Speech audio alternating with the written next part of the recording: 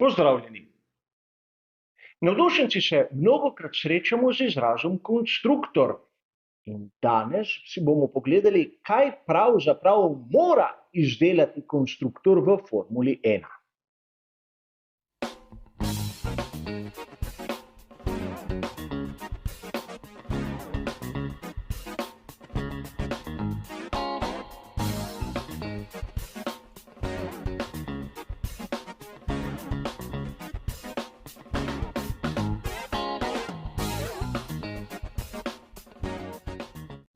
Polemika okrog tega, kaj je pravi konstruktor in kaj ni, je že dolga desetletja prisotna v Formuli 1. Naprimer, tisti celotni konstruktorji, kot so Scuderia Ferrari, tovarniška ekipa Mercedes, Alpine, Renault, verjetno imajo malce boljši status, boljši ugled kot oni, ki na tržišču kupujejo določene komponente. In videli bomo v nadaljevanju, da ena ekipa na štartnem razporedu pravzaprav ne izdela veliko. Lahko bi rekel, da v samostojni režiji pravzaprav nič. In mnogi navdušenci ekipe, ki niso popolni konstruktorji, imenujejo slabšalno garažisti. Gre za izraz, ki si ga je izmislil Enzo Ferrari, ampak na začetku 70. let, ko so ekipe, predvsem iz Velike Britanije, praktično zmagale tudi vse dirke v določeni sezoni. Na razpolago so imeli znane motorje Cosworth DFV, Hewlandove menjalnike in potrebno jim je bilo izdelati samo prednji del bolida. In zakaj garažisti? Seveda, ker se je smatralo, da so bolid izdelali v garaži. Ampak tu je treba poudariti še neko zanimivost. Prvi bolid ekipe Tyrrell je res nastal v garaži Kena Tyrrella, a o tem kdaj drugič. Danes si bomo pogledali, kateri so oni minimalni rekviziti, da se ekipo lahko sploh šteje za konstruktorja in ji tako dovoli, da nastopa v svetovnem prvenstvu Formule 1. Kot običajno si bomo tudi tokrat pomagali z maketo bolida tovarniške ekipe Mercedes V10. Izbor je pač nanesel na ta bolid zaradi barvne sheme, ki je dobro razvidna na ozadju in kjer nimamo nekih kričečih napisov, ki bi lahko koga postavile v dvom. Ampak, kot sem povedal na samem začetku, imamo tako imenovane popolne konstruktorje, ampak tudi ti ne izdelajo vseh delov na svojem bolidu. Kar nekaj je tistih komponent, ki jih sestavijo pod njihovim nadzorom in seveda naročilom zunanji izvajalci. Lep primer, latišča. In poleg tega imamo še množico drugih delov, ki so na primer v notranjosti pogonskega sklopa, ki jih seveda izdelujejo zunanji izvajalci. Ampak tu se moramo ustaviti pri nekem dejstvu. V Formuli 1 je dovoljeno imeti zunanjega izvajalca. Ampak v tistih delih, ki so pod kontrolo, ta zunanji izvajalec lahko izdeluje samo za eno ekipo, za enega konstruktorja. A dobro nam je znano, da mnoge ekipe uporabljajo seveda pogonski sklop, ki ga dobijo na tržišču.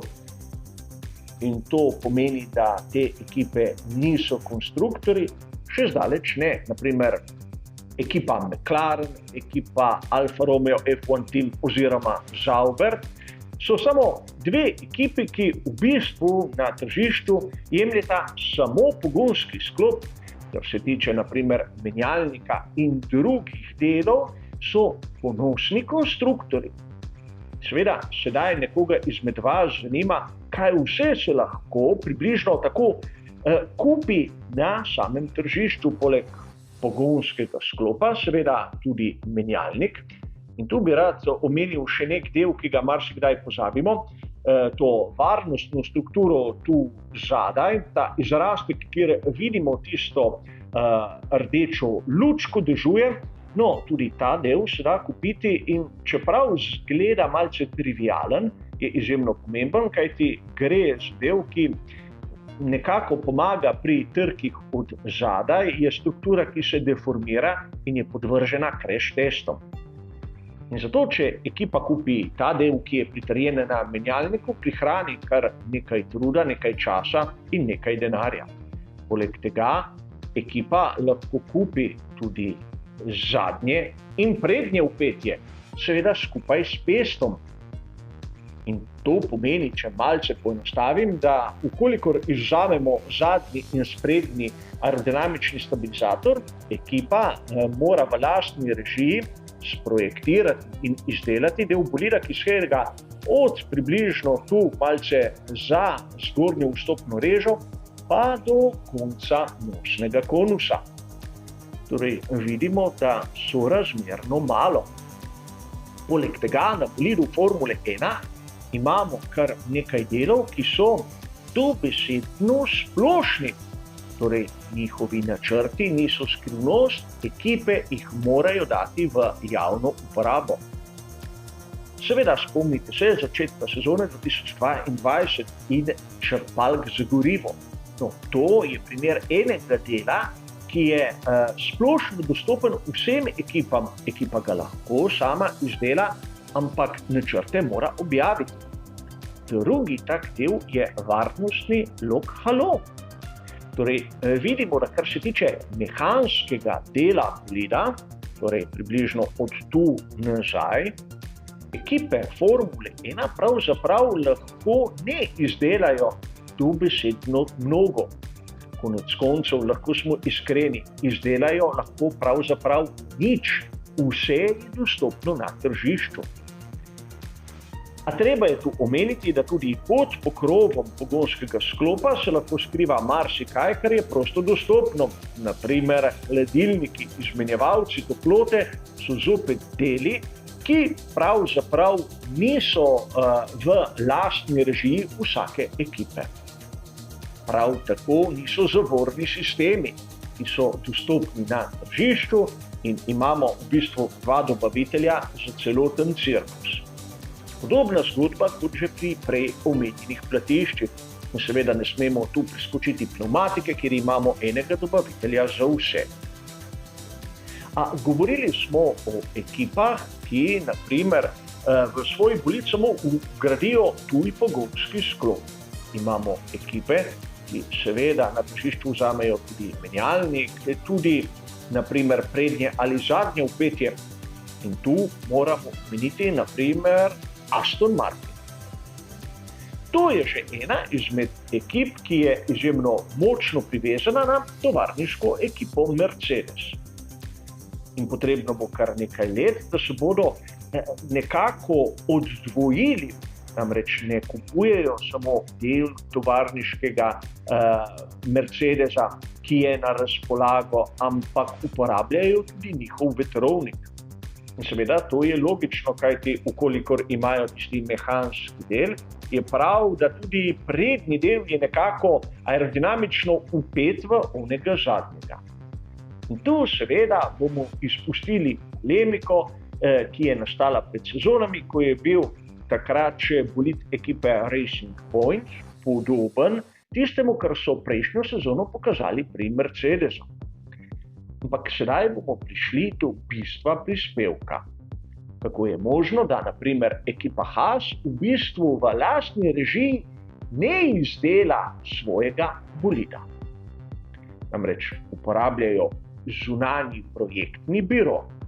Tega so najeli pri skuderiji Ferrari, ker so pri Ferrariju tja posedli tehnike, ki jih niso potrebovali pri svoji lastni ekipi. Struktura je v Maranellu in to je fotografija iz njihove pisarne. Vidimo lahko, da so vsi praktično v barvah ekipe Haas, samo zato, da ne bi prišlo do kakšnih neželenih kontaktov z drugimi kolegi. Tudi fizično so ločeni v posebni stavbi, kajti pravilnik Formule 1 veleva, da ekipe ne smejo dovoliti pretoka informacij. Uporabljajo seveda vetrovnik scuderie Ferrari in samo šasijo ter ostale dele in izdeluje bližnja daljava. Torej, sedaj vidimo, da tudi v Formuli 1 je lahko nekdo s statusom konstruktorja, ko pravzaprav si ne zasluži niti naziva garažist. In to odpira izjemno zanimivo vprašanje, namreč. Izjemno vroča je še zmeraj polemika okrog ekipe Andretti. Jim dovoliti vstop v Formulo 1 ali ne. Čeprav sami lahko nimajo dovolj izkušenj pri izdelavi bolidov Formule 1, se poraja vprašanje, ki menim, da je umestno.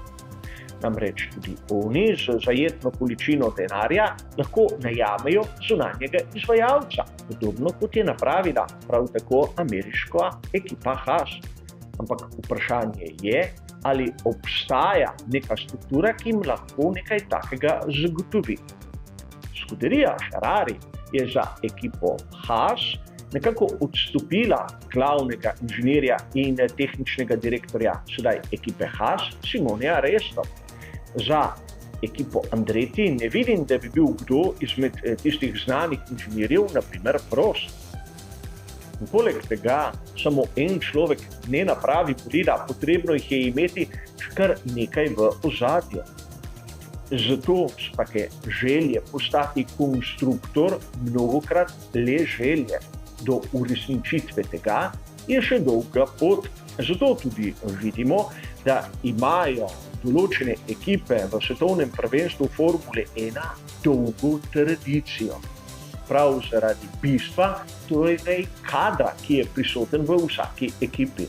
Brez znanja se seveda ne da kar tako čez noč postati konstruktor v pravem pomenu besede ali pa tudi v onem malce prenesen. A za danes, kot ste razumeli, bo to vse. Hvala za vašo pozornost in nasvidenje.